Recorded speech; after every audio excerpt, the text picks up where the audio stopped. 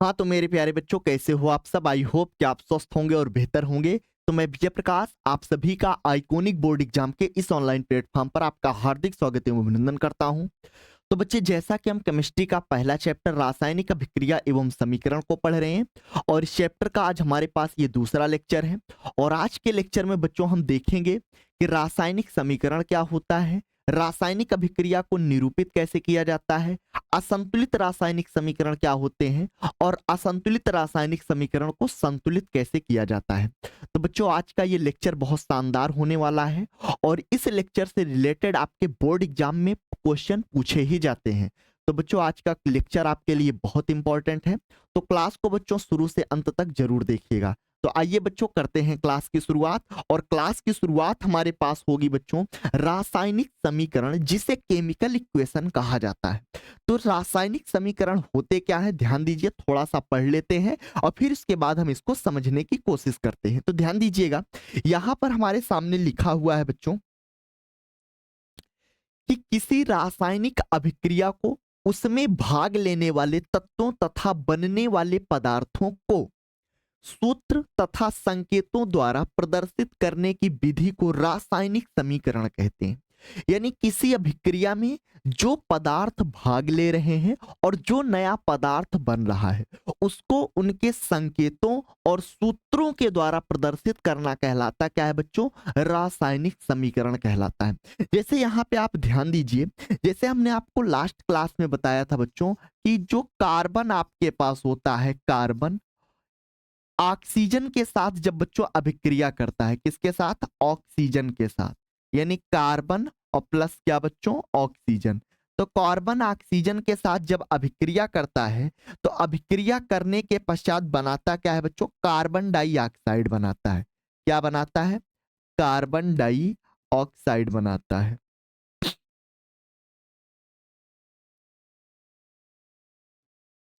Carbon dioxide बनाता है, ठीक है।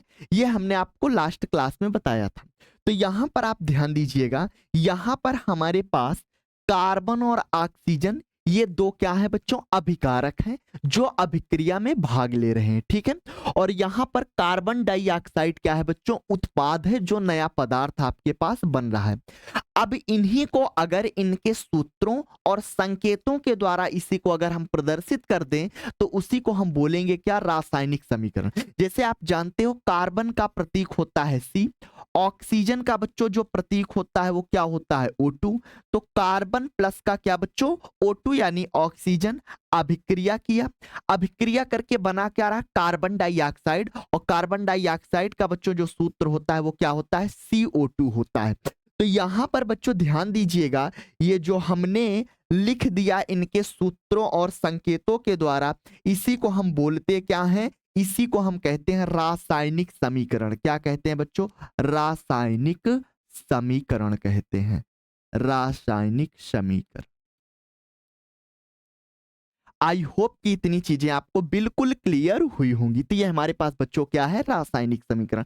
किसी भी अभिक्रिया को आप उनके सूत्रों और संकेतों के द्वारा जब आप प्रदर्शित कर देते हो तो बन क्या जाता है, रासायनिक समीकरण। आई होप कि ये चीजें आपको बहुत अच्छे से क्लियर हुई होंगी। इसी के साथ हम आगे बढ़ते हैं और आगे बढ़ते हुए हम बात करेंगे कि रासायनिक अभिक्रियाओं का निरूपण कैसे करते हैं।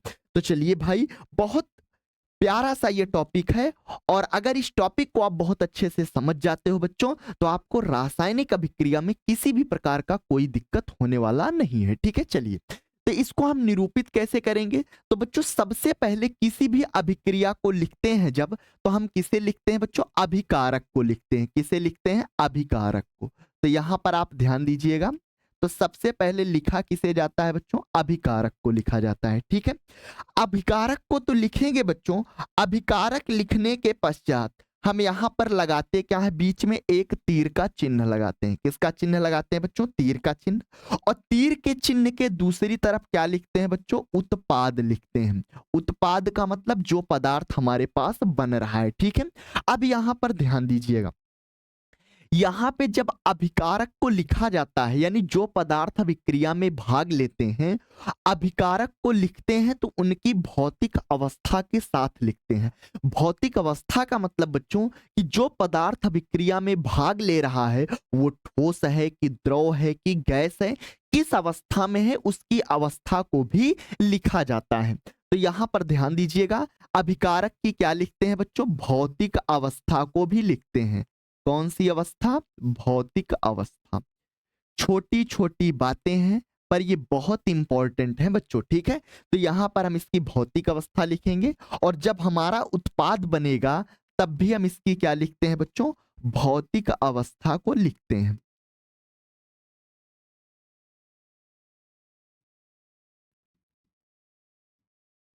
भौतिक अवस्था, ठीक भाई, ये बातें आप ध्यान दीजिएगा।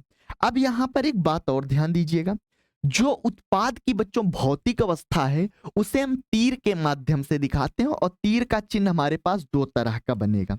यहां पर आप ध्यान दीजिएगा, हम आपके सामने ये दिखा देते हैं। एक तो ये हमारे पास होगा और एक हमारे पास ये होगा, ठीक है।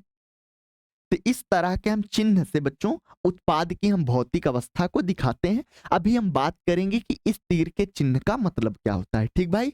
तो चलिए अब बच्चों यहाँ पे थोड़ा सा आप ध्यान दीजिएगा, इसको हम थोड़ा सा ऊपर कर देते हैं। चलिए अब यहां पर आपको ध्यान क्या देना है बच्चों, जो आपके पास अभिकारक होता है आप इसको अच्छे से जानते हो कि जो पदार्थ अभिक्रिया में भाग लेते हैं उसी को हम बोलते क्या है? अभिकारक बोलते हैं, ठीक है। और उत्पाद आप अच्छे से जानते हो कि जो पदार्थ हमारे अभिक्रिया के पश्चात बनता है उसको हम बोलते क्या है? उत्पाद बोलते हैं, ठीक है भाई। चलिए अब यहां पर थोड़ी सी आप कुछ बातों को ध्यान दीजिएगा। कौन सी बातें हैं बच्चों? अगर अभिक्रिया में ताप की जरूरत पड़ रही है, किसकी बच्चों? ताप की। तो ताप को हम कहां पर प्रदर्शित करेंगे? तो ये बच्चों जो तीर का चिन्ह दिखाई पड़ रहा है, इसी तीर के चिन्ह के ऊपर हम किसको दिखाते हैं बच्चों? ताप को दिखाते हैं। किसको? ताप। ये बात आप ध्यान दीजिएगा। अगर अभिक्रिया को संपन्न कराने में टेम्परेचर की जरूरत पड़ रही है तो हम ताप को कहां दिखाएंगे? इस तीर के ऊपर दिखाएंगे। अगर बच्चों अभिक्रिया में हमें दाब की जरूरत पड़ रही है, किसकी बच्चों? दाब की, तो दाब को हम कहां दिखाएंगे? इस तीर के ऊपर दिखाएंगे। आई होप कितनी चीजें क्लियर हुई होंगी, ठीक है। अगर अभिक्रिया में बच्चों हमें उत्प्रेरक की जरूरत पड़ रही, और हमने लास्ट क्लास में आपको बताया था उत्प्रेरक क्या होते हैं, जो अभिक्रिया की गति को बढ़ा दें या अभिक्रिया की गति को घटा दें परंतु अभिक्रिया में भाग ना लें, उसी को हम बोलते क्या है? उत्प्रेरक। तो उत्प्रेरक को बच्चों हम इसी तीर के नीचे प्रदर्शित करते हैं। कहां पर? तीर के नीचे। तो ये हमारे पास क्या होता है बच्चों? उत्प्रेरक होता है। ये बात आप ध्यान दीजिएगा, ठीक है। तो ताप हो गया, दाब हो गया और क्या हो गया बच्चों? साथ में उत्प्रेरक हो गया, ठीक है। चलिए अब आगे बढ़ते हैं और आगे बढ़ते हुए बात करेंगे, ठीक है। अब यहां पर जो ताप है बच्चों, ताप, इस ताप को हम जानते हो किससे प्रदर्शित करते हैं? इस ताप को बच्चों डेल्टा से प्रदर्शित किया जाता है। ये डेल्टा, ध्यान दीजिएगा, इसे हम डेल्टा कहते हैं। थोड़ा सा आपको यहाँ पे छोटी छोटी बातें हैं पर इनको ध्यान देना है। ये हमारे पास क्या है बच्चों? डेल्टा है। क्या है? डेल्टा, ठीक है, डेल्टा। एक डेल्टा आप और सुने होंगे डेल्टा का नाम। एक बच्चों डेल्टा आपके पास इस तरह का होता है, तो इस वाले डेल्टा की यहाँ पे जरूरत नहीं है, ठीक है। यहाँ पे ध्यान दीजिएगा, ये हमारे पास डेल्टा क्या प्रदर्शित करता है? ताप को प्रदर्शित करता है, ठीक है बच्चों। चलिए उत्प्रेरक आप जानते ही हो, और दाब को बच्चों अगर दाब की जरूरत पड़ेगी तो हम दाब को दाब से ही दिखा देंगे, ठीक है। पर अगर ताप की जरूरत पड़ रही है तो यहाँ पे हम क्या लिखेंगे बच्चों? डेल्टा लिखेंगे। ये हमारे पास डेल्टा होता है। चलिए यहां पे ये आपके पास उत्पाद है और उत्पाद की ये क्या है बच्चों? भौतिक अवस्था है, ठीक है। अभी हम बात करते हैं बच्चों भौतिक अवस्था का मतलब। तो यहां पे चलिए अगर हम बात कर ही लें भौतिक अवस्था, तो यहां पर आप ध्यान दीजिएगा भौतिक अवस्था में कौन कौन सी अवस्था।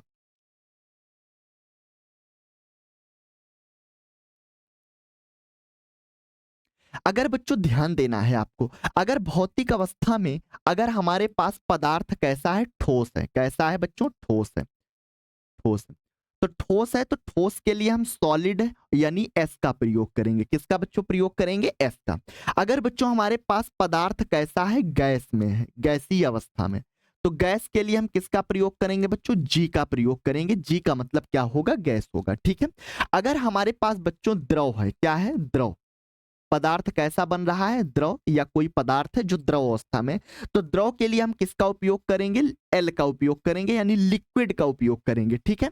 अगर मान लो हमारे पास जो पदार्थ है वो जलीय अवस्था में है, किस अवस्था में है बच्चों? जलीय अवस्था में है। तो अगर अवस्था उसकी कैसी है? जलीय है, तो जलीय के लिए बच्चों हम एक्यू का उपयोग करते हैं, जिसे एक्वस कहते हैं। क्या कहते हैं? एक्वस। तो यहां पर आपको इन बातों को ध्यान देना है। ठोस के लिए यस, गैस के लिए जी, द्रव के लिए यल, और जलीय स्थिति के लिए एक्यू का उपयोग करेंगे। ठीक है। चलिए अब इस हम तीर के स्थिति की बात कर लेते हैं बच्चों। ध्यान दीजिएगा, यहां पे एक तीर तो आपके पास ऊपर की तरफ है, एक तीर हमारे पास नीचे की तरफ है। तो ऊपर वाले तीर का बच्चों मतलब क्या होता है? ऊपर वाले तीर का मतलब क्या होता है? तो यहां पर आपको ध्यान देना है, ये नीचे वाले तीर का पहले मतलब ध्यान दीजिए। नीचे वाले बच्चों तीर का मतलब होता है कि अगर हमारे पास कोई उत्पाद में क्या बन रहा है? अवक्षेप। अवक्षेप का मतलब कोई ठोस पदार्थ बन रहा है, कोई तरल पदार्थ बन रहा है, कोई द्रव अवस्था में है, तो उसे हम बोलेंगे क्या बच्चों? अवक्षेप बोलेंगे। तो ये जो तीर का चिन्ह है, ये तीर का चिन्ह हमें क्या बताता है? अवक्षेप के बारे में बताता है। क्या बताता है? अवक्षेप। अवक्षेप आपका ठोस भी हो सकता है, द्रव भी हो सकता है, और आपका तरल स्थिति में भी हो सकता है, जलीय स्थिति में भी हो सकता है। ठीक है। और यहां पर बच्चों ये जो तीर का चिन्ह होता है, ये वाला तीर का चिन्ह, ये तीर का चिन्ह क्या प्रदर्शित करता है? कि हमारे पास क्या बन रही है बच्चों? गैस बन रही है। क्या बन रही है? गैस। अगर उत्पाद में बच्चों गैस का निर्माण हो रहा है, तो गैस हमेशा उड़ जाती है। गैस हमेशा बनने के पश्चात वो कहां जाएगी? ऊपर की तरफ उठेगी। तो हम तीर का चिन्ह दिखा देते हैं कि ये गैस को प्रदर्शित कर रहा है। ठीक है। तो आई होप कितनी चीजें आपको बहुत अच्छे से क्लियर होंगी। ठीक भाई, तो यहां पर किसी को कोई दिक्कत नहीं होनी चाहिए। तो इस तरह से हम इसका क्या करेंगे बच्चों? निरूपण करेंगे। अब यहाँ पे थोड़ा सा और बात कर लेते हैं, एक और बात है यहाँ पे, और ये बहुत इंपॉर्टेंट बात है भाई। ठीक है। चलिए इस बात को आप ध्यान दीजिएगा बच्चों। अगर हमारे पास ये जो बीच में अभिकारक और उत्पाद के बीच में जो तीर का चिन्ह दिख रहा है बच्चों, इस तीर के चिन्ह को हम कहते क्या है? ठीक है। चलिए हम इसको साइड में यहां देख लेते हैं। तो ये जो तीर का बच्चों चिन्ह होता है, इस तीर के चिन्ह को हम कहते हैं मध्य योजन चिन्ह। क्या कहते हैं? मध्य योजन चिन्ह कहते हैं। मध्य योजन चिन्ह, इसे हम कहेंगे क्या? मध्य योजन चिन्ह। अब ये मध्य योजन चिन्ह कब लगेगा? जब अभिक्रिया कैसी हो भैया? अनुत्क्रमणीय हो। जब अभिक्रिया कैसी हो? अनुत्क्रमणीय।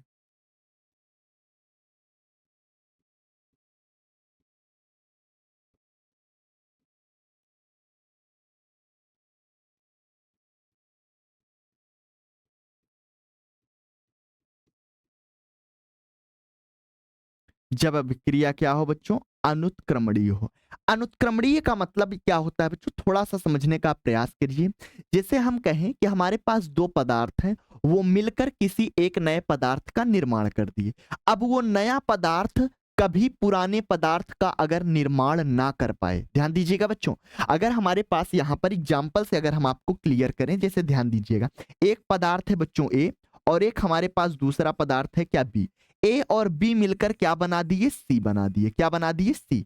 अब ये सी पदार्थ कभी ए और बी का अगर निर्माण ना कर पाए पुनः से, ठीक है, तो ऐसी अभिक्रिया को हम बोलेंगे क्या? अनुत्क्रमणीय अभिक्रिया कहेंगे। और वहां पर हम इस तरह के तीर का चिन्ह लगाएंगे, और इस तीर के चिन्ह को बोलेंगे क्या? मध्य योजन चिन्ह। और जब अभिक्रिया अनुत्क्रमणीय होती है तो इस तरह के तीर का हम चिन्ह लगाते हैं। ठीक भाई। चलिए अब यहां पर ध्यान दीजिए, अगर बच्चों कहीं पर इसी तीर के चिन्ह की जगह कुछ इस तरह के चिन्ह हो, ध्यान दीजिएगा किस तरह के चिन्ह आपको थोड़ा सा समझना है।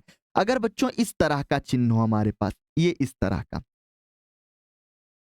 ये इस तरह का, तो अगर बच्चों इस तरह का चिन्ह है, तो इस तरह के चिन्ह को हम बोलेंगे क्या? जब अभिक्रियाएं उत्क्रमणीय हो। जब अभिक्रियाएं कैसी हो? उत्क्रमणीय। उत्क्रमणीय का मतलब ध्यान दीजिएगा, जैसे अभी हमने आपको बताया कि ए और बी मिलकर क्या बना रहे हैं बच्चों? सी बना रहे हैं। ठीक है। तो ए और बी मिलकर जब सी बना रहे हैं, तो सी आपका कभी ए और बी का निर्माण नहीं कर रहा था। तो जब सी ए बी का निर्माण नहीं कर रहा था, तो यहाँ पे ये जो चिन्ह लगा है, ये किसका चिन्ह है बच्चों? अनुत्क्रमणीय का चिन्ह है। अगर यहीं पे कह दें कि ए और बी मिलकर सी बनाया और सी पुनः से टूटकर बच्चों क्या बना दे रहा है, ए और किसका निर्माण कर दे रहा है, बी का।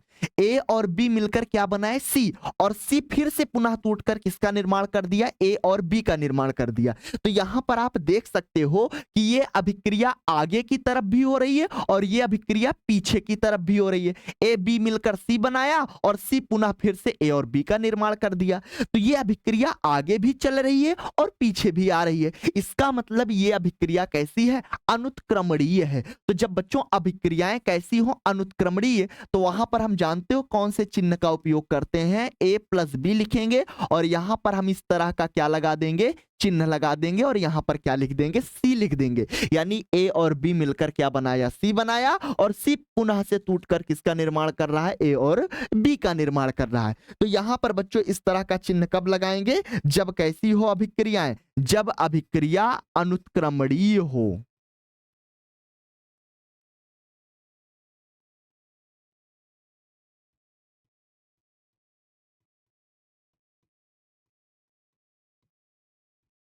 जब अभिक्रिया क्या हो बच्चों, अनुत्क्रमणीय हो। ठीक है, तो आई होप कि ये चीजें आपको बहुत अच्छे से क्लियर हुई होंगी। ठीक है, तो यहां पर अभिक्रियाओं को निरूपित कैसे किया जाता है हमने आपको यहां पर पूरी तरह से अच्छे से प्रदर्शित करके बता दिया। चलिए आगे बढ़ते हैं इसी के साथ। अब आगे बढ़ते हुए हम बात करेंगे बच्चों शब्द समीकरण द्वारा निरूपण, कि किसी अभिक्रिया को हम शब्द समीकरण द्वारा कैसे निरूपित करते हैं। तो बच्चों जैसे हमने आपके सामने एक एग्जाम्पल लिया था, एग्जाम्पल क्या था कि हमने आपको बताया था कि कार्बन और ऑक्सीजन अभिक्रिया करके कार्बन डाइऑक्साइड का निर्माण करते हैं। तो पहले हम इस चीज को लिखते हैं और आपको हम फिर अच्छे से समझाते हैं, ध्यान दीजिएगा। तो यहां पर हम जानते हैं कि कार्बन कार्बन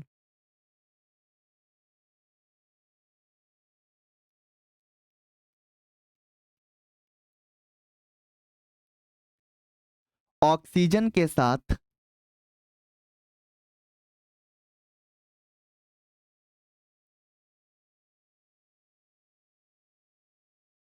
अभिक्रिया करके अभिक्रिया करके कार्बन डाई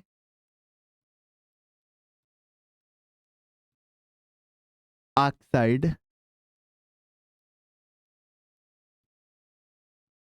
बनाता है। ये चीज तो हम जानते हैं, ठीक है बच्चों। अब यहां पर ध्यान दीजिएगा, अगर इसी को हम इस तरह से लिखें कि कार्बन ये हमारे पास है, ये क्या है बच्चों, कार्बन है, और ये हमारे पास क्या है भाई, ऑक्सीजन है। क्या है, ऑक्सीजन।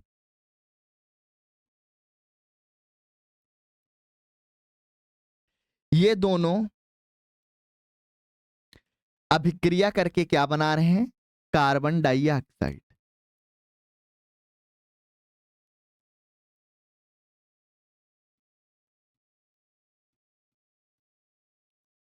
Carbon dioxide.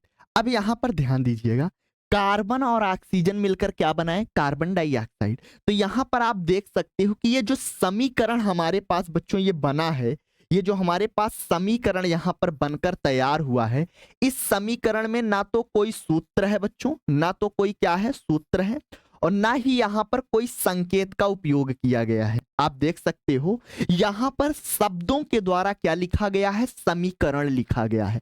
कार्बन को हिंदी में कार्बन, ऑक्सीजन को हिंदी में ऑक्सीजन, अभिक्रिया के पश्चात कार्बन डाइऑक्साइड बना, और यहां पे शब्दों के द्वारा समीकरण लिखा गया है। और इसी को हम बोलते क्या है भाई, इसी को हम बोलते हैं शब्द समीकरण। क्या कहते हैं भाई, इसी को हम बोलते हैं शब्द समीकरण।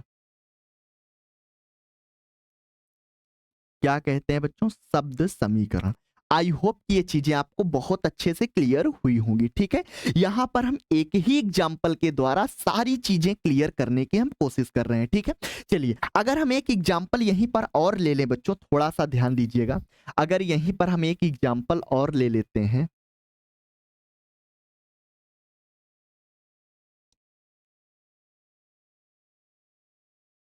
चलिए जैसे हम यहाँ पर बात करते हैं बच्चों, थोड़ा सा ध्यान दीजिएगा। जैसे हम कहते हैं, आप हाइड्रोजन और ऑक्सीजन का नाम सुने हो, हाइड्रोजन और क्या बच्चों, ऑक्सीजन। तो हाइड्रोजन और ऑक्सीजन जब आपस में अभिक्रिया करते हैं तो अभिक्रिया के पश्चात वो जल का निर्माण करते हैं। किसका बच्चों, जल का निर्माण। तो यहाँ पर हम हाइड्रोजन को किससे लिख देते हैं, हिंदी में हाइड्रोजन लिख देते हैं। क्या लिख देते हैं बच्चों, हाइड्रोजन लिख देते हैं। ठीक, अब यह हाइड्रोजन किससे अभिक्रिया करेगा बच्चों, ऑक्सीजन से अभिक्रिया करेगा। किससे, ऑक्सीजन से। अब ये हाइड्रोजन ऑक्सीजन से अभिक्रिया किया और अभिक्रिया करने के पश्चात ये किसका निर्माण करेगा बच्चों, जल का निर्माण करेगा। किसका, जल का निर्माण।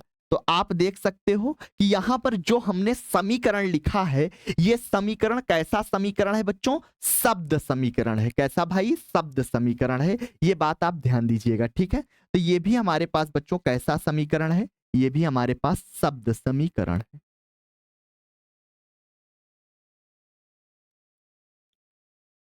ठीक है, ये कैसा समीकरण है, शब्द समीकरण। ठीक, तो आई होप कि शब्द समीकरण, आई होप कि आप चीजें सीख गए होंगे। ठीक है, चलिए आगे बढ़ते हैं और आगे बढ़ते हुए हम बात करेंगे प्रतीकों तथा सूत्रों द्वारा निरूपण। किसी भी अभिक्रिया को हम उसके प्रतीकों और सूत्रों के द्वारा बच्चों जब निरूपित करते हैं तो उसे हम कहते क्या है, शब्द समीकरण नहीं कहते। और यहां पर आपको ध्यान ये देना है कि किसी भी अभिक्रिया को हम सूत्रों और संकेतों के द्वारा ही निरूपित करेंगे, क्योंकि सूत्रों और संकेतों के द्वारा निरूपित करना हमारे लिए समीकरण अत्यंत सुविधाजनक और अत्यंत लाभकारी हो जाता है। ठीक भाई, यहां पर आप ध्यान दीजिएगा। तो यहां पर जैसे यहां पर अभी हमने लिखा था, थोड़ा सा ध्यान दीजिएगा, कार्बन, कार्बन और प्लस का क्या बच्चों, ऑक्सीजन। कार्बन प्लस का क्या भाई, ऑक्सीजन। अभिक्रिया किए और अभिक्रिया करने के पश्चात क्या बनाए भाई, कार्बन डाइऑक्साइड।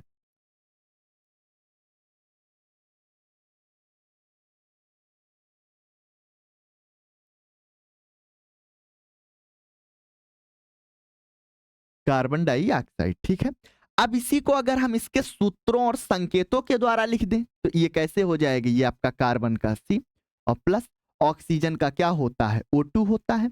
और यहां पे हम तीर का चिन्ह लगाएंगे, कार्बन डाइऑक्साइड को क्या लिख देंगे बच्चों, CO2 लिख देंगे। ठीक है, जैसे इसके पिछले लास्ट स्लाइड पे हमने लिखा क्या था बच्चों, कि हाइड्रोजन और ऑक्सीजन मिलकर किसका निर्माण करते हैं, जल का। तो हम इसको ऐसे लिख सकते हैं बच्चों, हाइड्रोजन को हम H2 से प्रदर्शित करते हैं, ऑक्सीजन को हम O2 से प्रदर्शित करते हैं और ये अभिक्रिया करके बनाएंगे क्या बच्चों, H2O बनाएंगे। क्या बनाएंगे, H2O। ठीक है, तो प्रतीकों और सूत्रों के द्वारा ये क्या है बच्चों, निरूपण है, आप यहां पर देख सकते हो। ठीक है, तो ये निरूपण किसके द्वारा है बच्चों, सूत्रों और प्रतीकों के द्वारा।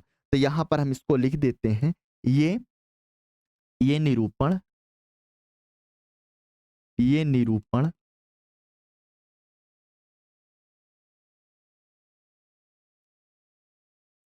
सूत्रों एवं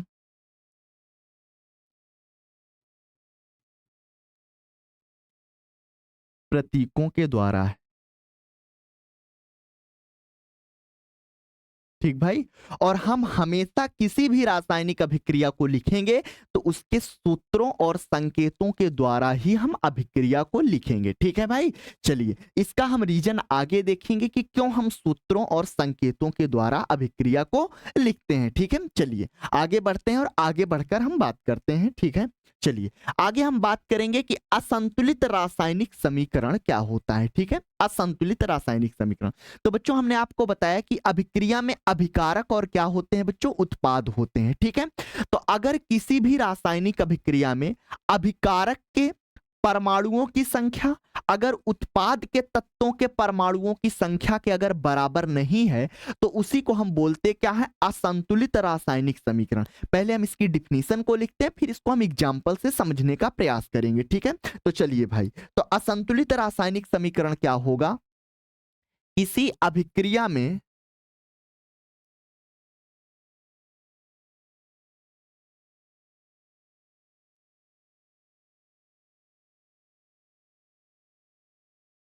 किसी अभिक्रिया में अभिकारक के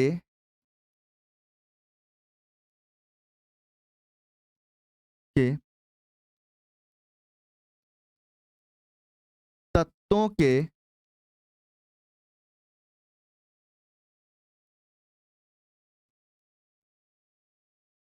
परमाणुओं की संख्या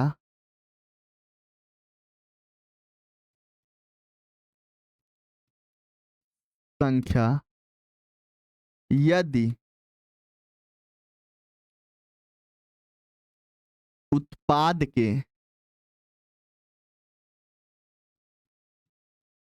तत्वों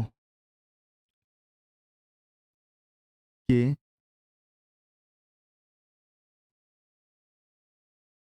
परमाणुओं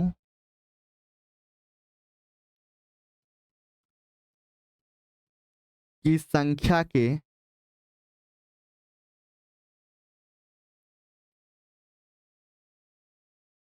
बराबर ना हो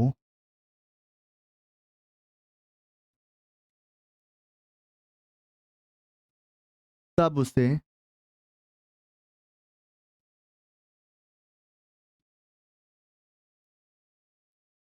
असंतुलित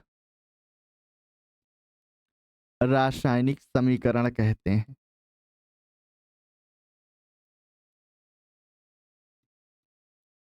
ठीक भाई, चलिए अब इसको हम समझते हैं। तो हमने कहा क्या, अभिकारक के तत्वों के परमाणुओं की संख्या यदि बराबर नहीं है उत्पाद के तत्वों के परमाणुओं की संख्या के, तब हम उसे कहते क्या है, असंतुलित रासायनिक समीकरण। जैसे अभी हमने आपके सामने एक एग्जांपल लिखा था बच्चों लास्ट स्लाइड पर,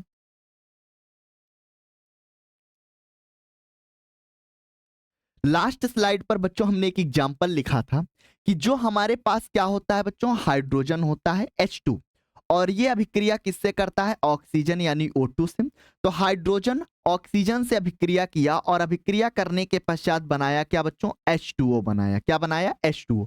अब इस अभिक्रिया पर आप ध्यान दीजिए, इस अभिक्रिया में अभिकारक कौन है आपके पास, आपके पास अभिकारक हाइड्रोजन और क्या है, ऑक्सीजन है। यहां पर हम इसको दिखा देते हैं बच्चों, ये हमारे पास दोनों पदार्थ, ये क्या है हमारे पास, ये हमारे पास अभिकारक है, ये हमारे पास अभिकारक है। और यहां पर ये जो आपके पास H2O बना है, H2O हमारे पास क्या है भाई, ये उत्पाद है। क्या है, उत्पाद है। अब यहां पर आप ध्यान दीजिए, अभिकारक में हमारे पास हाइड्रोजन कितना है बच्चों, अभिकारक में हाइड्रोजन की जो मात्रा हमें दिखाई पड़ रही है, हाइड्रोजन हमारे पास कितना है बच्चों, 2। आप देख सकते हो कि हाइड्रोजन की मात्रा H2 यानी हाइड्रोजन कितना है बच्चों, 2 है। ऑक्सीजन की अगर हम मात्रा की बात करें तो ऑक्सीजन भी यहां पर कितना दिखाई पड़ रहा है, O2, यानी ऑक्सीजन जो तत्व है उसके परमाणुओं की मात्रा कितना है, 2, यानी ऑक्सीजन भी हमारे पास कितना है, 2।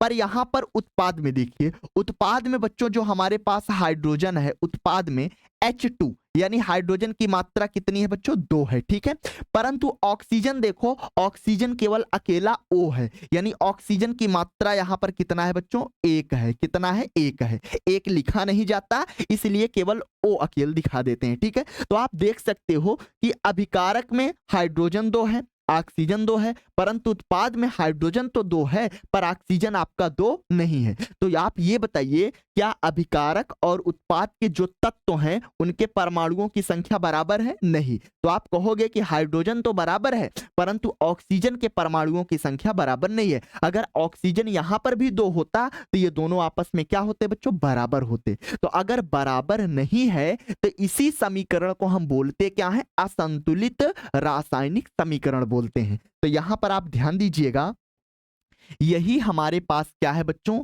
यही हमारे पास है असंतुलित रासायनिक समीकरण। ये हमारे पास कैसा समीकरण है, असंतुलित रासायनिक समीकरण।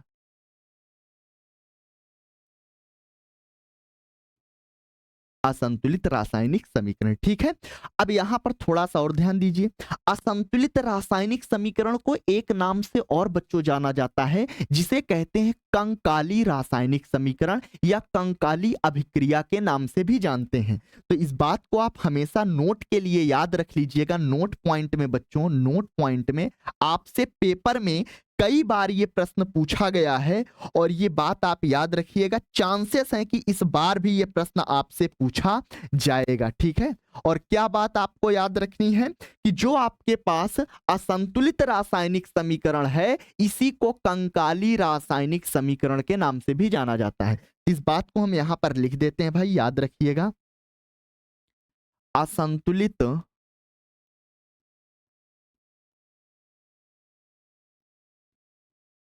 रासायनिक समीकरण को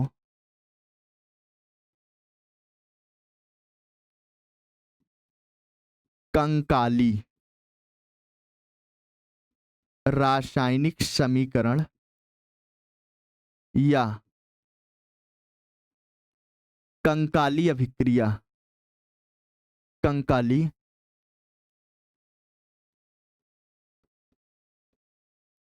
अभिक्रिया भी कहते हैं, भी कहते हैं। और ये आपके लिए बहुत इंपॉर्टेंट है, इस बात को याद रखिएगा।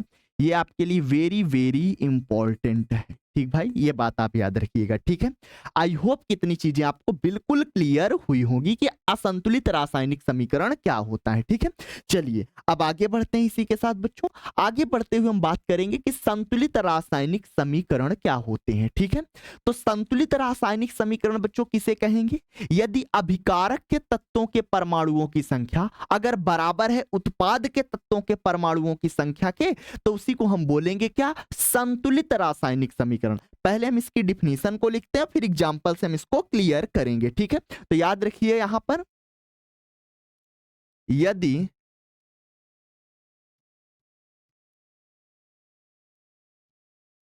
किसी अभिक्रिया में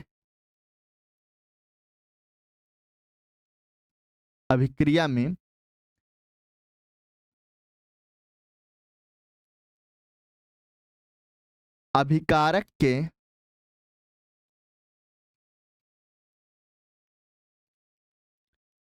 तत्वों के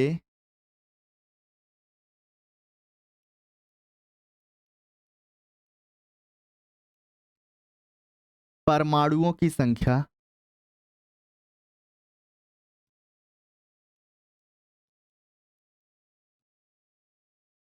यदि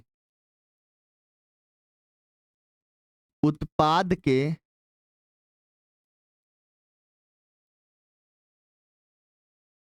तत्वों के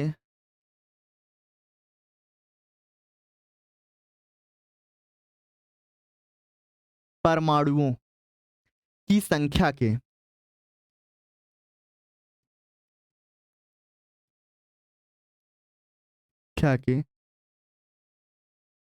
बराबर है,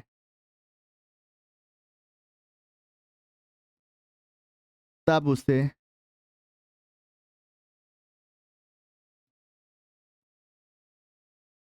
संतुलित रासायनिक समीकरण कहते हैं।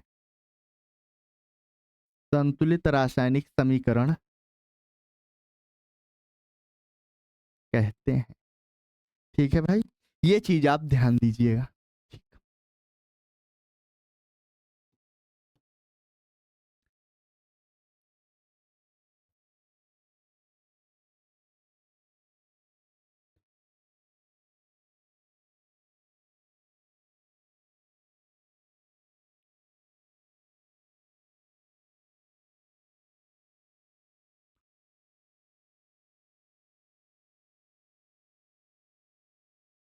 ठीक भाई, चलिए अब यहां पर हम इसको समझते हैं एग्जाम्पल के द्वारा, ठीक है। एग्जाम्पल लेते हैं आपके सामने। जैसे बच्चों यहां पर आप ध्यान दीजिएगा, जिंक हमारे पास जो होता है, जिंक का नाम आप सुने होंगे, जिंक, ठीक है। जिंक, जिंक जो होता है बच्चों, जब वो सल्फ्यूरिक अम्ल से अभिक्रिया करता है, सल्फ्यूरिक अम्ल को अभी हम आपके सामने बताएंगे, तो जब जिंक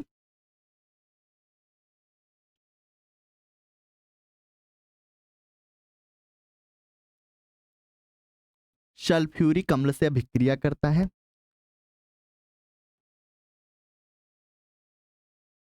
तो अभिक्रिया के पश्चात बच्चों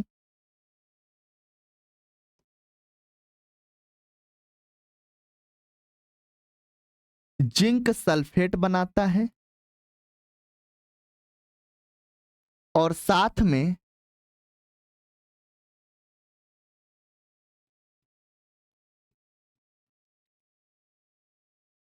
हाइड्रोजन गैस बनाता है। क्या बनाता है बच्चों? गैस, हाइड्रोजन गैस बनाता है। ठीक है, तो हमने आपके सामने एक अभिक्रिया लिखा है बच्चों कि जब जिंक सल्फ्यूरिक अम्ल से अभिक्रिया करता है तो जिंक सल्फेट और हाइड्रोजन गैस का क्या करता है? निर्माण। तो जिंक और सल्फ्यूरिक अम्ल ये हमारे पास क्या होंगे बच्चों? अभिकारक होंगे। और जिंक सल्फेट और हाइड्रोजन गैस हमारे पास क्या होंगे बच्चों? उत्पाद होंगे। ठीक है, चलिए अब यहां पर भाई ध्यान दीजिएगा, यहां जिंक को बच्चों हम जेडीएन से प्रदर्शित करते हैं। किससे प्रदर्शित करते हैं? जेडीएन से। अब जिंक जब अभिक्रिया करेगा सल्फ्यूरिक अम्ल, सल्फ्यूरिक अम्ल को बच्चों हाइड्रोजन सल्फेट के नाम से भी जाना जाता है। तो सल्फ्यूरिक अम्ल का बच्चों जो सूत्र होता है वो होता है H2SO4 होता है। क्या होता है? H2SO4। इसे हम हाइड्रोजन सल्फेट भी कहते हैं। तो जिंक हाइड्रोजन सल्फेट से क्या किया? अभिक्रिया किया। अभिक्रिया के पश्चात जिंक सल्फेट बनाएगा, यानी ZnSO4 होता है जिंक सल्फेट का सूत्र। और किसका निर्माण करता है बच्चों? Hydrogen gas. हाइड्रोजन गैस का प्रतीक होता है H2। ठीक है, अब यहां पर थोड़ा सा ध्यान दीजिए, ये H2 क्या है बच्चों? गैस है। तो अगर गैस है तो हम H2 के लिए क्या करेंगे बच्चों? यहां पर हम एक तीर का ये चिन्ह दिखा देंगे। अभी हमने आपको लास्ट स्लाइड पे बताया था कि अगर गैस कहीं पर बन रही है तो गैस हमेशा कहां होती है बच्चों? ऊपर की तरफ उड़ जाती है। तो अगर गैस ऊपर की तरफ उड़ रही है तो यहां पर हम इस तीर का क्या करेंगे? चिन्ह दिखा देंगे। ये हाइड्रोजन गैस बनने के पश्चात ये क्या होगी? ऊपर की तरफ उड़ जाएगी। तो यहां पर आप ध्यान दीजिएगा बच्चों अच्छे से कि जिंक H2SO4 से अभिक्रिया किया, ZnSO4 और प्लस का हाइड्रोजन गैस का निर्माण किया। ये एक अभिक्रिया आपके सामने है। अब यहां पर देखते हैं कि क्या ये अभिक्रिया संतुलित है कि नहीं है। तो यहां पे ध्यान दीजिएगा, अभिकारक में जेडीएन कितना है बच्चों? जेडीएन की मात्रा कितनी दिख रही है आपको? आप बोलोगे कि जेडीएन हमारे पास कितना है बच्चों? 1 है। ठीक है, अगर हाइड्रोजन की बात करें H2, तो आपको हाइड्रोजन यहां पर कितना दिखाई पड़ रहा है बच्चों? हाइड्रोजन कितना है बच्चों? 2 है। आप देख सकते हो H2। सल्फर, ये S का बच्चों मतलब क्या होता है? सल्फर। तो सल्फर की मात्रा यहां पे कितना दिखाई पड़ रही है? सल्फर हमारे पास 1 है। ठीक है, यहां पे ऑक्सीजन की बात करें तो ऑक्सीजन की मात्रा कितनी दिखाई पड़ रही है? ऑक्सीजन 4 है। कितने परमाणु हैं बच्चों? 4 हैं। ठीक है, चलिए अब हम बात कर लेते हैं उत्पाद में। तो उत्पाद में बच्चों ध्यान दीजिएगा, उत्पाद में जिंक आपके पास कितना है बच्चों? 1 है। सल्फर आपके पास कितना है भाई? सल्फर हमारे पास यहां पर भी कितना है? 1 है। ऑक्सीजन आपके पास कितना है बच्चों? ऑक्सीजन हमारे पास आप देख सकते हो 4 है। यहाँ पे हाइड्रोजन कितना है बच्चों? ये भी हमारे पास हाइड्रोजन उत्पाद में हाइड्रोजन के मात्रा कितनी है आपके पास? 2 है। तो आप देख सकते हो बच्चों कि जो चीजें अभिकारक में है वही चीजें उत्पाद में दिखाई पड़ रही हैं। तो दोनों तरफ तत्वों के परमाणुओं की संख्या क्या है बच्चों? बराबर है। हाँ, जिंक 1, सल्फर 1, हाइड्रोजन 2, ऑक्सीजन 4। तो यहाँ पे दोनों तरफ परमाणुओं की संख्या क्या है बच्चों? बराबर है। इसका मतलब ये जो समीकरण है हमारे पास, ये समीकरण कैसा है बच्चों? संतुलित है। ये समीकरण कैसा है? संतुलित रासायनिक समीकरण है। संतुलित रासायनिक समीकरण है। ठीक भाई, तो आई होप कि ये चीजें आपको बिल्कुल क्लियर हुई होंगी कि संतुलित और असंतुलित रासायनिक समीकरण क्या होते हैं। ठीक भाई, चलिए तो इसके साथ बच्चों हम आगे बढ़ते हैं और आगे बढ़ते हुए हम बात करेंगे। ठीक है, अब देखेंगे कि रासायनिक समीकरणों को संतुलित करने की विधि क्या होती है, इसको किस विधि से हम क्या करेंगे बच्चों? संतुलित करेंगे। ठीक है, अब यहां पर आप ध्यान दीजिएगा, सबसे पहले बच्चों जो चीजें हम आपको बताएंगे उससे बहुत आराम से आप समझने का प्रयास कीजिएगा। ठीक है, चलिए पहली बात आपको यहां पर ध्यान देनी है, सबसे पहली इंपॉर्टेंट बात संतुलित करने में,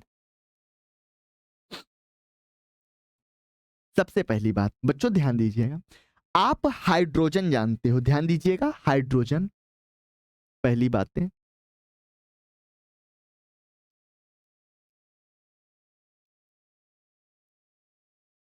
बच्चों, हाइड्रोजन को हम हमेशा, अगर हाइड्रोजन अकेला है, हाइड्रोजन क्या है बच्चों? अकेला है, तो हाइड्रोजन को किससे प्रदर्शित करेंगे? H2 से। किससे प्रदर्शित करेंगे? H2 से। ठीक है, चलिए अगर हमारे पास ऑक्सीजन है, क्या है बच्चों? ऑक्सीजन है,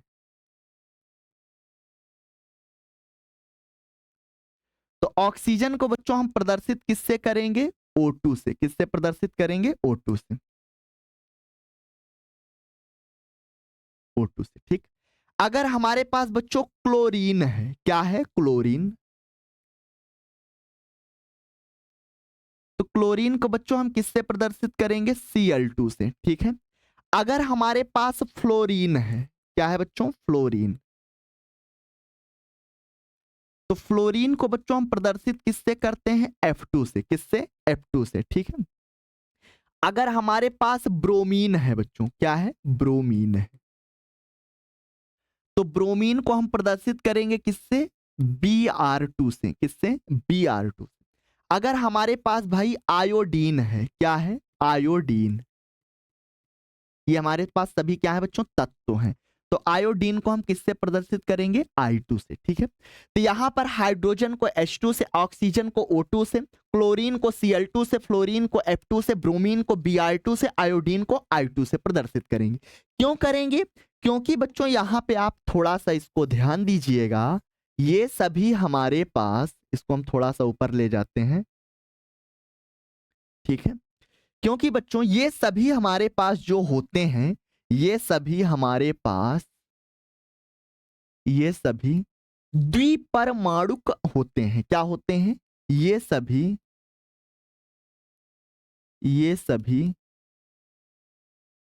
द्विपरमाणुक होते हैं। ये बातें बच्चे बहुत इंपॉर्टेंट है, इसको याद रखिएगा। ये किसी किताब में आपको देखने को शायद नहीं मिलेगा, ठीक है। ये सभी द्विपरमाणुक होते हैं। ना ही आपको ये कोई चीजें आपके विद्यालय में भी कोई नहीं बताएगा, स्कूल या कोचिंग में, ये बातें आप याद रखिएगा, ठीक है। तो ये सभी क्या होते हैं बच्चों? द्विपरमाणु। द्विपरमाणु का मतलब ऑक्सीजन के पास हमेशा दो परमाणु होते हैं, हाइड्रोजन के पास भी हमेशा दो परमाणु होंगे। यानी जो तत्व यहां पर हमने आपके सामने लिखा है, ये सभी आपके पास क्या होते हैं? द्विपरमाणु होते हैं। इसलिए आप कभी भी इन सबको अकेले कहीं पर भी प्रदर्शित करोगे तो ऐसा नहीं है कि केवल हाइड्रोजन को H से प्रदर्शित।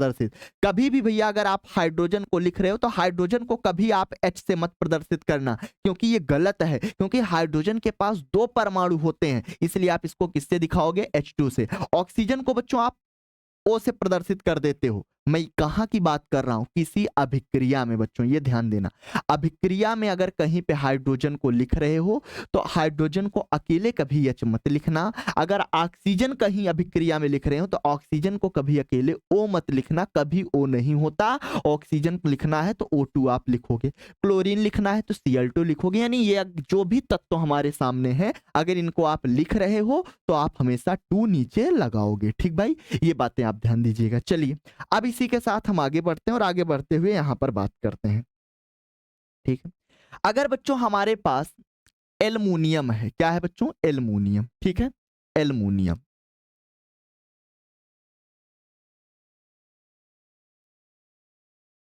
एल्युमिनियम, एल्युमिनियम है तो एल्युमिनियम को बच्चों हम किससे प्रदर्शित करेंगे? केवल Al से प्रदर्शित करेंगे। अगर हमारे पास सोडियम है, क्या है बच्चों? सोडियम, तो सोडियम को हम बच्चों सिंपल Na से प्रदर्शित करेंगे। किससे? Na से। अगर हमारे पास मैग्नीशियम है,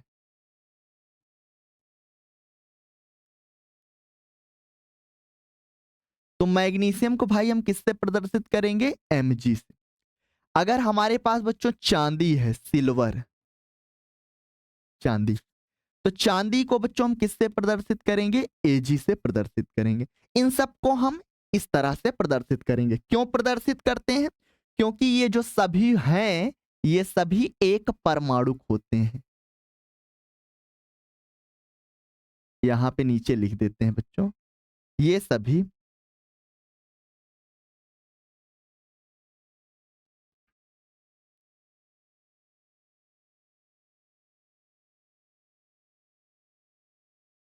एक परमाणु होते हैं। एक परमाणु का मतलब बच्चों इन सब तत्वों में एक भी परमाणु उपस्थित होते हैं। अगर एल्युमिनियम की बात करोगे तो एल्युमिनियम को अकेले कभी Al2 नहीं लिखोगे, क्या लिखोगे? Al लिखोगे।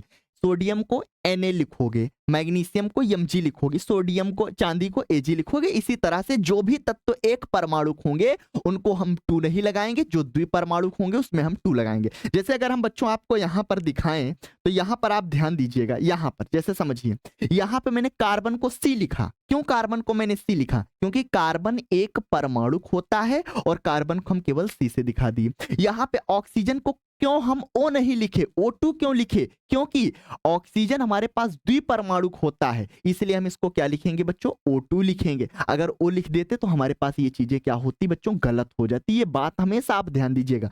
हाइड्रोजन को हमने क्यों H नहीं लिखा? क्योंकि हाइड्रोजन द्विपरमाणु है, इसलिए इसको हम क्या लिखेंगे बच्चों? H2 लिखेंगे। आई होप कितनी बातें आपको क्लियर हुई होंगी। ठीक है, चलिए, तो जो एक परमाणु होगा उसको हम एक परमाणु की तरह दिखाएंगे, जो द्विपरमाणु होगा उसको हम द्विपरमाणु की तरह प्रदर्शित करेंगे। ठीक भाई, चलिए आगे बढ़ते हैं। अब यहां पर ध्यान दीजिएगा।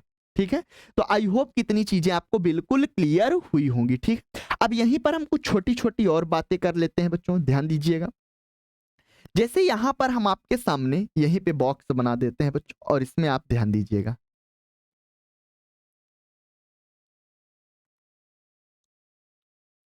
अब यहां पर आप चीजों को समझिए। अगर बच्चों हमारे पास लिखा हो, ध्यान दीजिए, अगर हमारे पास इस तरह से लिखा हो 2H2O, क्या लिखा हो? 2H2O, ध्यान दीजिएगा। तो 2H2O में आपको यहां पर ये चीजें ध्यान देनी है कि इस 2H2O में जो हमारे पास हाइड्रोजन है उसकी मात्रा कितनी होगी? तो उसकी मात्रा बच्चों 4 होगी, क्योंकि ये जो 2 आगे में लिखा है और जो 2 नीचे में लिखा है, इन दोनों का क्या होता है बच्चों? गुणा होता है। क्या होता है? गुणा होता है। ये बात आप ध्यान दीजिएगा। तो 2 दूना क्या होगा बच्चों? 4। यानी 2H2O में हाइड्रोजन की जो मात्रा है बच्चों, हाइड्रोजन की जो मात्रा है वो ध्यान दीजिएगा, हाइड्रोजन की मात्रा कितनी है बच्चों? 4 है। हमने आपको बताया क्या कि अगर कहीं पे इस तरह से 2H2O लिखा है, अगर इसमें कोई पूछे कि हाइड्रोजन की मात्रा कितनी है बच्चों, तो आप बताओगे कितना है बच्चों? 4 है। ठीक है, ये चीज आप ध्यान दीजिएगा। अगर कहीं पे आपके सामने इस तरह से लिखा हो Al2,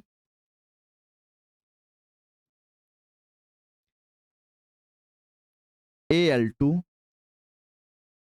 SO4 का होल थ्राइस। ठीक है, अगर किसी अभिक्रिया में इस तरह से आपको देखने को मिल जाए तो बच्चों अब यहां पर आप चीजों को समझिए इस तरह से। अब यहां पर अगर आपसे कोई पूछे कि सल्फर बताइए इसमें कितना है, आप देख सकते हो यस, यहां पे सल्फर आया है। तो बच्चों इस सल्फर यस का मतलब है कि यहां पे ये पूरा ब्रैकेट लगा हुआ है। ठीक है, और इसके नीचे यहां पे 3 लिखा है, तो यानी इसमें Al2SO4 में सल्फर की मात्रा कितनी है बच्चों? 3 है। तो यहाँ पे आप ध्यान दीजिएगा, सल्फर हमारे पास यहाँ पे कितना है बच्चों? 3 है। ठीक, अब यहाँ पर आपसे अगर कोई पूछ ले कि Al2SO4 में ऑक्सीजन की मात्रा बताइए, तो ऑक्सीजन की मात्रा कितनी होगी बच्चों? इस तरह का अगर कभी दिखे तो 4 और 3 का क्या हो जाएगा बच्चों? गुणा, क्योंकि O के बाहर क्या है? 3, और O के साथ क्या लगा हुआ है? 4। तो 3 चौके कितना हो जाएगा बच्चों? 12 हो जाएगा। तो ऑक्सीजन की मात्रा कितनी हो जाएगी बच्चों? 12 हो जाएगी। ये बात आप ध्यान दीजिएगा। इस तरह से अगर कहीं पे मिलता है तो ऑक्सीजन की मात्रा क्या हो जाएगी बच्चों? 12 हो जाएगी। और एल आपको तो पता ही है, एल कितना है बच्चों? 2 है। ठीक है, और यहाँ पे आप कंफ्यूज मत होना कि आप कहोगे कि सर अभी आपने बताया कि एल को कभी Al2 नहीं लिखेंगे, तो हमने अकेले की बात किया है। ये बताओ क्या ये एल्युमिनियम अकेले आया है? आप बोलोगे नहीं, एल्युमिनियम के साथ SO4 भी है, इसलिए यहाँ पे 2 आ गया है। कंफ्यूज नहीं होना, अगर कहीं पे एल्युमिनियम अकेले होता तो कभी 2 ना लगा होता। ये बात आप ध्यान दीजिएगा। ठीक है, तो H2O में आप जान गए हाइड्रोजन कितना है, Al2SO4 में आप जान गए कि यहाँ पे सल्फर कितना है, और आपके पास ऑक्सीजन कितना है। आई होप कितनी चीजें आपको क्लियर हुई होंगी। ठीक है, तो आपको सिर्फ इतना ध्यान देना है, आगे है तो इसका गुणा हो जाएगा, होल ट्वाइज में है तो इस तरह से इसका क्या हो जाएगा? गुणा हो जाएगा। अगर बच्चों यहीं पे हम लिख देते, थोड़ा सा आप ध्यान दीजिए, अगर इसी को हम इस तरह से लिख देते, इसी को हम लिख देते, क्या लिख देते बच्चों? इसी को अगर हम लिख देते यहाँ पे, ध्यान दीजिए, इसी को हम लिख देते बच्चों 2Al2SO4 का होल थ्राइस। अब बताइए बच्चों यहाँ पर ऑक्सीजन, यहाँ पे सबसे पहले हम बात करते हैं एल्युमिनियम की मात्रा कितनी है। तो एल्युमिनियम की बच्चों मात्रा कितनी हो जाएगी, आप दो दो का गुणा कर दोगे, दो दूना कितना हो जाएगा 4। तो यहाँ पर आप ध्यान देना है, यहाँ पर आपको ये ध्यान देना है बच्चों कि जो हमारे पास एल्युमिनियम है, एल्युमिनियम की मात्रा कितनी है बच्चों 4 है। ठीक है, चलिए अगर यहीं पे हम बच्चों सल्फर की बात करें, किसकी बात करें, सल्फर की, तो सल्फर कितना यहाँ पे होगा। अब देखिए इस पूरे में बच्चों आगे 2 से गुणा है, इस पूरे यौगिक में आगे किससे गुणा है 2 से। तो यहाँ पे आप ध्यान दीजिएगा सल्फर एक नहीं है बच्चों, सल्फर में भी 2 से गुणा है, यानी सल्फर कितना हो गया 2। अब 2 है और यहाँ पे कितना है 3, ध्यान दीजिएगा बच्चों सल्फर कितना है 2 आगे क्योंकि 2 से गुणा है, और यहाँ पे होल ट्वाइस कितना है, होल थ्राइस है, कितना है बच्चों 3 है। तो 2 का हम 3 में क्या कर देंगे गुणा, तो 2 तियां कितना हो जाएगा 6, यानी सल्फर की मात्रा कितनी हो जाएगी बच्चों 6। तो याद रखिएगा सल्फर यहाँ पे कितना हो जाएगा बच्चों 6 हो जाएगा। ठीक है, चलिए ऑक्सीजन की बात कर लेते हैं। तो ऑक्सीजन अब कितना होगा बच्चों, तो ऑक्सीजन के साथ भी यहाँ पे 2 क्या है गुणे में, तो 2 का गुणा पहले हम 4 में करेंगे, तो 2 चौके कितना हो गया बच्चों 8। जैसे यहाँ पे गुणा 2 का 2 में किए थे तो हाइड्रोजन कितना हो गया था 4। तो यानी ऑक्सीजन के सामने क्या है बच्चों 2, तो 2 का यहाँ पे हम क्या करेंगे 4 में गुणा, 2 चौके कितना हो गया 8, और 8 का हम 3 में गुणा कर देंगे, तो 8 तिरिक कितना हो जाएगा बच्चों 24। तो याद रखिएगा ऑक्सीजन हमारे पास यहाँ पे कितना है बच्चों 24 है। ठीक है, तो ये हम आपको तरीका समझा रहे थे कि अगर इस तरह से हमको कहीं पे दिख जाए तो वहां पर तत्वों के परमाणुओं की हम गिनती कैसे करेंगे। ठीक है, तो आई होप ये चीजें आपको क्लियर हुई होंगी। ये हम यहाँ पे लिख देते हैं, ये हमने आपको समझाने के लिए बताया है, ये हमने आपको समझाने के लिए बताया, ये समझाने के लिए बताया है। ठीक है भाई, ये याद रखिएगा। ठीक है, चलिए अब आगे बढ़ते हैं। तो ये आपके पास चीजों को ध्यान देना है। ठीक है, इन सबको इस तरह से प्रदर्शित करेंगे, अगर इस तरह से दिख जाए तो हम इस तरह से उसकी क्या करेंगे गिनती करेंगे। अब इसी के साथ थोड़ा सा और यहाँ पे एक चीजों की बात कर लेते हैं बच्चों, किस विधि से हम इसको क्या करेंगे संतुलित करेंगे, कि रासायनिक समीकरण को संतुलित करने की विधि कौन सी है। तो बच्चों उस विधि का नाम है, यानी संतुलित करने की विधि जो है,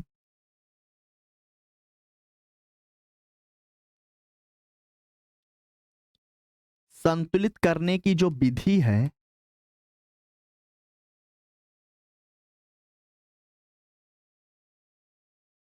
है उसका नाम बच्चों है हीट एंड ट्रायल विधि। हीट एंड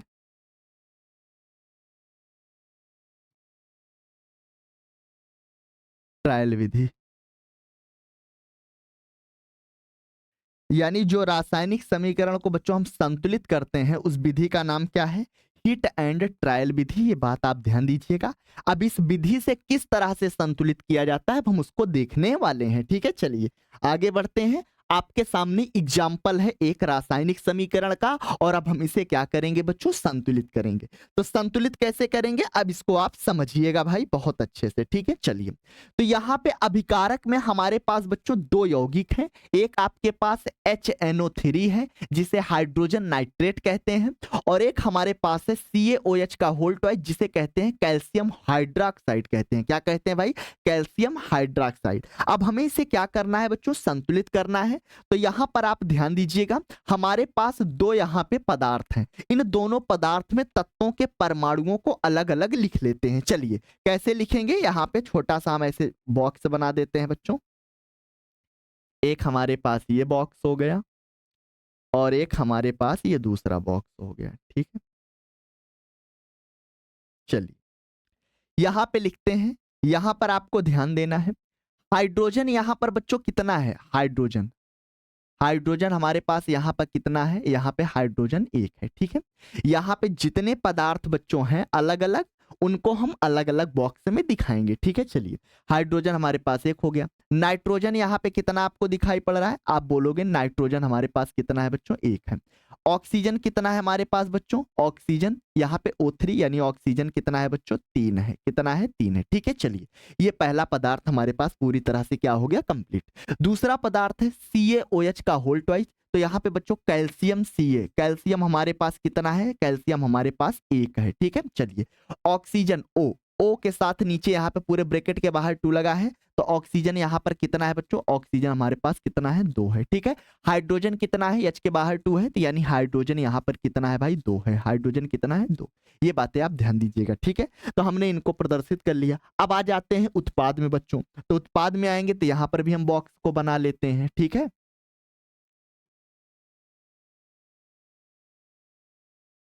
चलिए, अब यहाँ पे कैल्शियम कितना है बच्चों? यहाँ पे तो कैल्शियम आपके पास कितना है बच्चों? 1 है, ठीक है। नाइट्रोजन, नाइट्रोजन कितना है? n के बाहर क्या है बच्चों? 2 है, ठीक है। ये होल ट्वाइज है। नाइट्रोजन की मात्रा यहाँ पे कितनी है बच्चों? 2 है, तो यहाँ पे नाइट्रोजन को 2 दिखा दिए। ऑक्सीजन कितना है बच्चों? 3 दूना 6 हो जाएगा। ऑक्सीजन यहाँ पे कितना आपको दिखाई पड़ रहा है? 6 ऑक्सीजन है, ठीक है। चलिए, हाइड्रोजन यहाँ पे कितना है बच्चों? दूसरे बॉक्स में चले जाएंगे। हाइड्रोजन की मात्रा यहाँ पे कितना है बच्चों? 2 है। ऑक्सीजन कितना है हमारे पास? ऑक्सीजन हमारे पास कितना है भाई? 1 है। कितना है? 1 है, ठीक है। चलिए, अब इसको हम संतुलित करते हैं, ठीक है। तो संतुलित कैसे करेंगे? चलिए भाई करते हैं। तो यहाँ पे ध्यान दीजिएगा, हाइड्रोजन यहाँ पे 1 है। हाइड्रोजन यहाँ पे कितना है बच्चों? 1 है। और यहाँ पे अभिकारक में बच्चों देखना है और उत्पाद में चीजों को देखना है। तो अभिकारक में हाइड्रोजन 1 है और उत्पाद में आप देखिए हाइड्रोजन की मात्रा कितनी है बच्चों? 2 है। कितनी है? 2 है। तो यहाँ पर हाइड्रोजन को कितना होना चाहिए? 2 होना चाहिए। तो हम इसको करेंगे क्या? हमेशा संतुलित करते समय हम क्या करते हैं बच्चों? गुणा करते हैं। क्या करते हैं? गुणा। तो ये बताइए, अगर यहाँ पे हाइड्रोजन को 2 करना है, तो यानी इस वाले पूरे यौगिक में, इस वाले पूरे यौगिक में, यानी इस वाले में पूरे में हम क्या कर दें बच्चों? 2 से गुणा कर दें। तो यहाँ पर हम 2 से क्या कर देंगे? गुणा। तो जब आप 2 से गुणा कर दोगे, तो यहाँ पे 2 से जब गुणा करोगे तो 2 का 1 में गुणा होगा, तो ये कितना हो गया हमारे पास? 2 हो गया। कितना हो गया? 2। पूरे में गुणा किए हो तो नाइट्रोजन वाले में भी गुणा होगा। अगर आगे यहाँ पे 2 से आप गुणा कर दिए तो हाइड्रोजन में भी गुणा हुआ, नाइट्रोजन में भी हुआ और ऑक्सीजन में भी हुआ। तो 2 का जब हम 1 में गुणा करेंगे तो यहाँ पे भी नाइट्रोजन कितना हो गया? 2। अब 2 का 3 में गुणा करेंगे, ऑक्सीजन कितना हो गया हमारे पास बच्चों? 6 हो गया, ठीक है। तो आप देख सकते हो कि यहाँ पर भी हमारे पास हाइड्रोजन 2, यहाँ पर भी हाइड्रोजन 2 हो गया, ठीक है। चलिए, अब नाइट्रोजन यहां पर कितना हो गया बच्चों? 2 हो गया। उत्पाद में देखिए नाइट्रोजन कितना है? 2 है, ठीक है। ऑक्सीजन हमारे पास कितना है बच्चों? 6 है। यहां पर भी ऑक्सीजन हमारे पास कितना है बच्चों? 6 है, ठीक है। अब देखते हैं यहाँ पे कैल्शियम कितना है? कैल्शियम 1 है। यहां पर भी कैल्शियम कितना है बच्चों? 1 है। ऑक्सीजन यहाँ पे कितना है बच्चों? 2 है। अब यहाँ पे आप देखिए ऑक्सीजन कितना दिख रहा है? 1। तो यहाँ पर भी ऑक्सीजन को बराबर करना होगा, तो हम इसमें क्या करते हैं बच्चों? 2 से गुणा कर देते हैं। पूरे में 2 से क्या कर दिए? गुणा। यानी H2O आपका ये था, H2O ही लिखा है, यानी H2O में आगे हमने 2 से क्या कर दिया? गुणा। तो जब 2 से गुणा किए तो हाइड्रोजन और ऑक्सीजन दोनों वाले में गुणा होगा। तो 2 का 2 में गुणा करोगे बच्चों, 2 दूना कितना हो जाएगा? 4 हो जाएगा। अब 2 का 1 में गुणा करोगे, 2 एक अन्नम कितना हो गया बच्चों? 2 हो गया। तो आप देख सकते हो ऑक्सीजन भी 2, यहाँ पे भी ऑक्सीजन 2। हाइड्रोजन कितना हो गया बच्चों? 2 हो गया। हाइड्रोजन कितना हो गया? 2। और यहाँ पर आप देखिए यहाँ पे हाइड्रोजन आपके पास कितना हो गया बच्चों? 4 हो गया। कितना हो गया? 4। अब कैसे 4? अब थोड़ा सा ध्यान दीजिए, यहाँ का हाइड्रोजन 2 और ऊपर वाले का हाइड्रोजन 2, 2 मिलकर कितना हो गए बच्चे? 4। और यहाँ पर आप देखिए हाइड्रोजन उत्पाद में कितना है? केवल और केवल 4 है। तो आपको अभिकारक टोटल और उत्पाद के टोटल परमाणुओं की संख्या देखनी है। तो आप देख सकते हो कि हाइड्रोजन यहाँ का 2 और यहाँ का 2, 4, और यहाँ पर भी हाइड्रोजन 4। नाइट्रोजन यहाँ पर भी 2, यहाँ पर भी 2। ऑक्सीजन यहाँ पर 6 और ऑक्सीजन यहाँ पर भी कितना है बच्चों? 6 है। कैल्शियम यहाँ पर भी 1, यहाँ पर भी कैल्शियम 1। ऑक्सीजन हो गया, हाइड्रोजन भी हो गया। आई होप ये चीजें आपको बिल्कुल समझ में आई होंगी। तो आप देखो इसमें आपने क्या किया? आगे 2 से क्या कर दिया? गुणा कर दिया, ठीक है। और आपने इस तरफ H2O में क्या किया? 2 से गुणा कर दिया। तो जब 2 से गुणा कर दिए तो यहाँ पर ये क्या हो गए? पूरी तरह से संतुलित हो गए, ठीक है। तो इसको हमने क्या कर दिया बच्चों? संतुलित कर दिया। ये हमने क्या कर दिया? संतुलित। और जिस विधि से बच्चों यहाँ पे हमने ये संतुलित किया है, इसी विधि को हम कहते क्या हैं? हिट एंड ट्रायल विधि कहते हैं, ठीक है। और इसी तरह से आपको पेपर में भी संतुलित करना है, ठीक है। और संतुलित करते समय बच्चों हमेशा हम क्या करते हैं? गुणा करते हैं, ठीक है। अब ऐसा नहीं है कि अगर हमको यहाँ पे बच्चों ध्यान देना, जैसे यहाँ पे हमको ऑक्सीजन को संतुलित करना था, तब ऐसा नहीं है कि हम O के बगल में यहाँ 2 लगा देंगे। ऐसा नहीं करना है। आपको जो भी करना है आगे करना है और गुणे के रूप में करना है, ठीक है। चलिए आगे बढ़ते हैं अगले एग्जाम्पल की तरफ। अगला एग्जाम्पल आपके पास बच्चों ये है। अब इसको हम क्या करते हैं? संतुलित करके देखते हैं, ठीक भाई। चलिए यहाँ पे हम 2 ब्रैकेट बना लेते हैं, ठीक है। चलिए, और इधर भी हम क्या करते हैं? 2 ब्रैकेट बना लेते हैं, ठीक। चलिए, यहाँ पे हमारे पास नाइट्रोजन यानी सोडियम, ये आपके पास क्या है बच्चों, सोडियम हाइड्रॉक्साइड है। अभिक्रिया सोडियम हाइड्रॉक्साइड और H2SO4 सल्फ्यूरिक अम्ल अभिक्रिया करके क्या बना रहे हैं, Na2SO4 यानी सोडियम सल्फेट बना रहे हैं और क्या बना रहे हैं बच्चों, जल बना रहे हैं। ठीक है, चलिए, तो यहाँ पर सोडियम कितना है बच्चों, पहले वाले को देखते हैं। तो सोडियम यहाँ पर कितना है, सोडियम की मात्रा यहाँ पे 1 है। ऑक्सीजन बच्चों, ओ ऑक्सीजन की मात्रा यहाँ पे आप देख सकते हो, ऑक्सीजन हमारे पास कितना है बच्चों, 1 है। ठीक है, हाइड्रोजन इसमें कितना दिख रहा है, आपका जवाब होगा हाइड्रोजन भी हमारे पास कितना है बच्चों, 1 है। ठीक है, चलिए, इसको अब देखते हैं। H2SO4 में हाइड्रोजन कितना है, H2SO4 में हाइड्रोजन हमारे पास कितना है, 2 है। यहाँ पे सल्फर कितना है भाई, सल्फर हमारे पास 1 है। कितना है, 1 है। ऑक्सीजन की मात्रा यहाँ पे कितनी है, ऑक्सीजन हमारे पास कितना है बच्चों, 4 है। आप देख सकते हो O4 है। ठीक है, इस तरफ आ जाते हैं। सोडियम यहाँ पे कितना दिख रहा है, सोडियम हमारे पास यहाँ पे कितना है भाई, 2 है। कितना है, 2 है। यहाँ पे सल्फर कितना है, सल्फर हमारे पास यहाँ पे 1 है। यहाँ पे ऑक्सीजन कितना है, ऑक्सीजन हमारे पास यहाँ पर बच्चों कितना है, 4 है। ठीक है, चलिए, H2O में देखते हैं, हाइड्रोजन हमारे पास कितना है भाई, हाइड्रोजन हमारे पास 2 है। ऑक्सीजन कितना है बच्चों, ऑक्सीजन हमारे पास 1 है। कितना है, 1 है। ठीक है, चलिए, अब हम इसको संतुलित करते हैं। ठीक है, तो जब संतुलित करेंगे भाई तो ध्यान दीजिएगा, यहाँ पे सोडियम कितना है, 1 है। अभिकारक में सोडियम कितना है बच्चों, 1। यहाँ पे कहीं सोडियम नहीं दिखाई पड़ रहा है। अब इस तरफ देखिए, सोडियम आपको कितना दिखाई पड़ रहा है, 2 दिखाई पड़ रहा है। तो उत्पाद में सोडियम 2 है और यहाँ पे अभिकारक में सोडियम 1 है। तो कैसे 2 होगा बच्चों, आगे हम 2 से क्या कर देंगे, गुणा कर देंगे। तो जब 2 से गुणा करोगे तो पूरे में 2 से गुणा हो जाएगा। तो 2 का जब 1 में गुणा करोगे, 2 एकन्नम कितना हो गया, 2, यानी सोडियम कितना हो गया, 2। 2 का 1 में गुणा करोगे, 2 एकन्नम कितना हो गया, 2, यानी ऑक्सीजन भी अब आपका 2 हो गया। 2 का 1 में गुणा करोगे, 2 एकन्नम क्या हो गया बच्चों, 2, यानी अब आपका हाइड्रोजन भी क्या हो गया, 2 हो गया। ठीक है, चलिए, अब आगे बढ़ते हैं। तो यहाँ पे सोडियम 2 हो गया, यहाँ पर भी सोडियम 2 हो गया। ऑक्सीजन यहाँ पे कितना हो गया, 2 हो गया। अब यहाँ पर आप देखिए बच्चों, ध्यान दीजिएगा, यहाँ पे ऑक्सीजन हमारे पास कितना है, 4 है। कितना है, 4 है। ठीक है, और यहाँ पर ध्यान दीजिएगा, नीचे भी आपका ऑक्सीजन कितना है, 1 है। ठीक है, अब थोड़ा सा ध्यान दीजिए, ऑक्सीजन यहाँ पे 2 हो गया और नीचे का ये 4, नीचे का यहाँ पे 4 भी दिख रहा है ना बच्चों, तो ये 4 और ये 2 कितना हो गया, 6 हो गया। कितना हो गया, 6। अब उत्पाद में देखिए, अभिकारक में ऑक्सीजन कितना हो गया, यहाँ का 2 और यहाँ का 4, 4 2 कितना हो गया, 6। अब उत्पाद में देखिए, यहाँ पे 4 है और यहाँ पे कितना है, 1 है। तो अगर यहाँ पे बच्चों हम 2 से आगे क्या कर दें, गुणा कर दें। क्या कर दें, गुणा कर दें। तो यहाँ पे हमको 5 ही ऑक्सीजन तो अभी तक दिख रहा था, हमको करना कितना है, 6 करना है। तो अगर हम 2 से गुणा कर देंगे तो ऑक्सीजन कितना हो जाएगा, 2। और अगर ऑक्सीजन 2 हो गया और यहाँ का 4 और यहाँ का 2 ऑक्सीजन 6 और यहाँ का 2 और ये 4 कितना हो जाएगा, 6। तो यहाँ पे जब 2 से गुणा करेंगे तो 2 का हाइड्रोजन में भी गुणा होगा, 2 दूना कितना हो गया, 4, और 2 का 1 में गुणा करोगे, 2 एकन्नम कितना हो गया, 2। तो आप देख सकते हो कि ये 2 ऑक्सीजन और ये 4, 6, और यहाँ पर भी कितना हो गया, 6 हो गया। चलिए, हाइड्रोजन यहाँ पर कितना है, 2 है और यहाँ पर भी नीचे कितना है, 2। तो 2 2 कितना हो गया, 4। अब यहाँ पे आप देखिए, ऊपर कहीं हाइड्रोजन है नहीं, नीचे हाइड्रोजन देखिए कितना दिख रहा है, 4 दिख रहा है। ठीक भाई, सल्फर इधर कितना है, 1 है, इधर भी सल्फर कितना है, 1। तो आप देख सकते हो कि ये आपका क्या हो गया, पूरी तरह से संतुलित हो गया। तो हमने क्या किया, यहाँ पे NaOH में हमने क्या किया, आगे 2 से गुणा कर दिया, और इधर मैंने उत्पाद में H2O में आगे मैंने क्या कर दिया, 2 से गुणा कर दिया,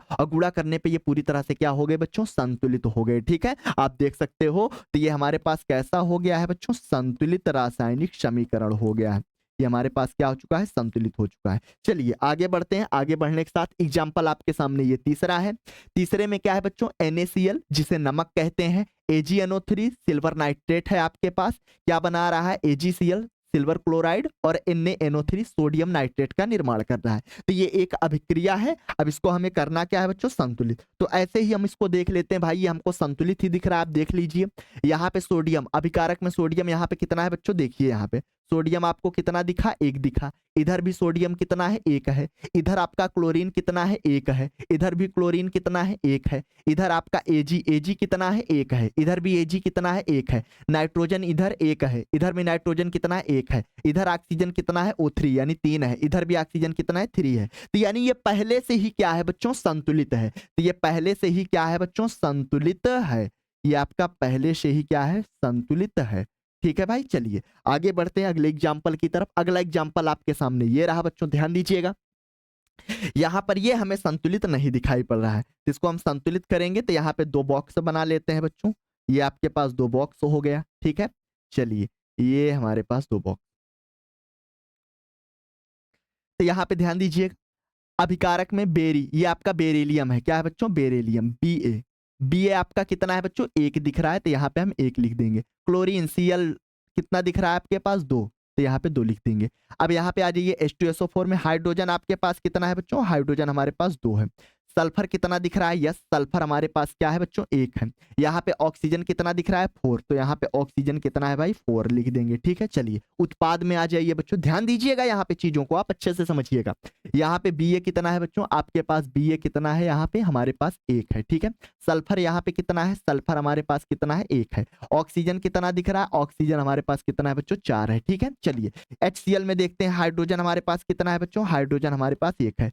Cl क्लोरीन कितना है बच्चों हमारे पास, क्लोरीन भी हमारे पास कितना है, 1 है। चलिए अब इसको हम संतुलित कर लेते हैं। तो जब हम इसको संतुलित करेंगे बच्चों, तो ठीक है ध्यान दीजिएगा, यहाँ पे Ba कितना दिख रहा है, 1, इधर भी Ba कितना है, 1 है। क्लोरीन हमारे पास इधर कितना है बच्चों, 2 है, और इधर ध्यान दीजिएगा क्लोरीन कितना दिख रहा है, 1 दिख रहा है।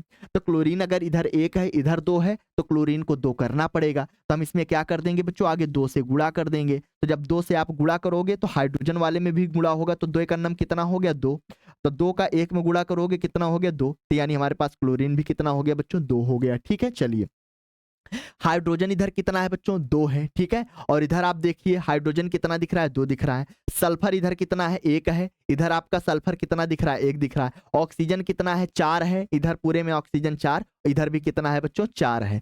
यानी यहाँ पे ये पूरी तरह से क्या हो गया, संतुलित हो गया। तो इसको हम क्या लिख देंगे बच्चों, ये संतुलित है, ये क्या है बच्चों, संतुलित है, ठीक है। चलिए यहाँ पे संतुलित था है नहीं, संतुलित किया गया है, ठीक है, यह संतुलित हो गया। तो यहाँ पे हमने क्या किया बच्चों, इस HCl में हमने आगे क्या कर दिया, 2 से गुणा कर दिया, और 2 से गुणा करने पे ये पूरी तरह से क्या हो गया, संतुलित हो गया, ठीक है बच्चों। तो ये हमारे पास ये 4 ही एग्जाम्पल थे, शायद 4 ही एग्जाम्पल थे। तो इन चारों एग्जाम्पल से आई होप कि आप समझ गए होंगे कि संतुलित कैसे किया जाता है और गिनती हम कैसे करते हैं परमाणुओं की। अब यहाँ पर बच्चों एक बात और कर लेते हैं कि रासायनिक अभिक्रिया को हम संतुलित क्यों करते हैं, संतुलित करना क्यों आवश्यक है। तो बच्चों आप ध्यान दीजिएगा, रासायनिक अभिक्रिया को संतुलित करने से हमें यह पता चल जाता है कि हमारे पास अभिक्रिया गलत लिखी हुई है कि सही, यानी जो रासायनिक समीकरण है हमारे पास वो सही लिखा हुआ है कि गलत। अगर रासायनिक समीकरण गलत होगा बच्चों, तो वो हमारे पास कभी संतुलित नहीं होगा, उसे आप संतुलित कर ही नहीं पाओगे। अगर रासायनिक समीकरण बिल्कुल सही है तो आप उसे संतुलित कर लोगे, ठीक है। तो ये पता चल जाता है बच्चों कि रासायनिक अभिक्रिया यानी रासायनिक समीकरण हमारे पास सही लिखा हुआ है कि गलत, संतुलित करने से ये हमें ज्ञात हो जाता है। तो बच्चों आज की क्लास यहीं तक। तो आज हमने बहुत सारे टॉपिक को कंप्लीट किया और ये सभी टॉपिक हमारे लिए मोस्ट इंपॉर्टेंट है और यहाँ से आपके बोर्ड एग्जाम में बच्चों क्वेश्चन पूछे ही जाएंगे। इस टॉपिक को आप बहुत अच्छे से पढ़िए। तो आई होप कि सभी चीजें आपको बहुत अच्छे से क्लियर हुई होंगी। तो बच्चों मिलते हैं आपसे अगली क्लास में, तब तक के लिए धन्यवाद। और अगली क्लास में बच्चों हम बात करेंगे रासायनिक अभिक्रिया के प्रकार की, ठीक है। तो मिलते हैं आपसे अगली क्लास में, तब तक के लिए धन्यवाद।